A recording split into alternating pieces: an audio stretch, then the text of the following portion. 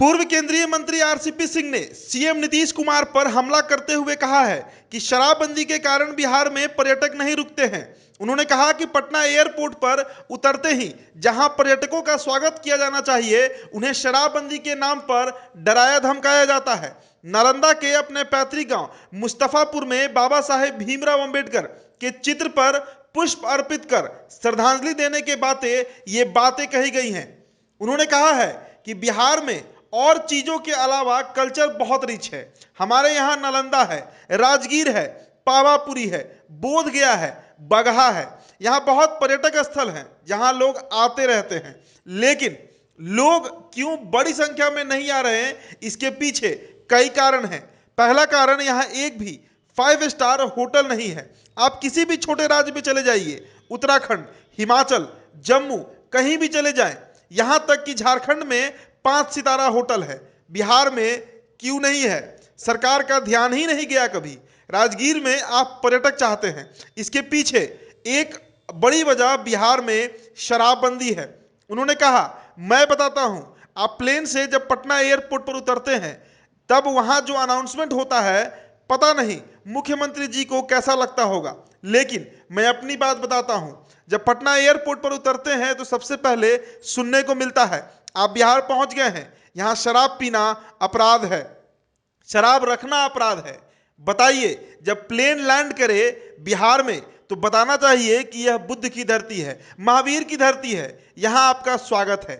हमारे यहां नालंदा यूनिवर्सिटी है, उसका प्रचार होना चाहिए, लेकिन यहां तो आपके सबसे पहले डरा दिया जाता है। इससे पर्यटन पर असर पड़ता है, लोगों का अपना लाइफस्टाइल होता है। उन्होंने आगे कहा, आप देखिए, लोग वाराणसी से यहाँ घूमने आते हैं, दिन भर घूमते हैं और नाइट हॉल्ट कहाँ करते हैं? वापस वाराणसी जाकर। वो यहाँ आते, रुकते, ठहरते तो क्या होता? यहाँ के लोगों का रोजगार बढ़ता। राजगीर से खूबसूरत कोई जगह है क्या? लेकिन लोग यहाँ आएंगे क्यों? बिहार में अब बड़े लोग शादी समारोह में भी नहीं आ रहे, बड़े कंपनी मेडिकल कॉन्फ्रेंस भी यहां नहीं कर रही। मैं तो कहता हूं कि तत्काल शराबबंदी को खत्म कर देना चाहिए। और तो और, अब ताड़ी बेचने वालों को पकड़ रहे हैं। वो कभी गांव में रहे हैं? देखिए गांव में कितना ताड़ का पेड़ है, कहां जाएंगे लोग?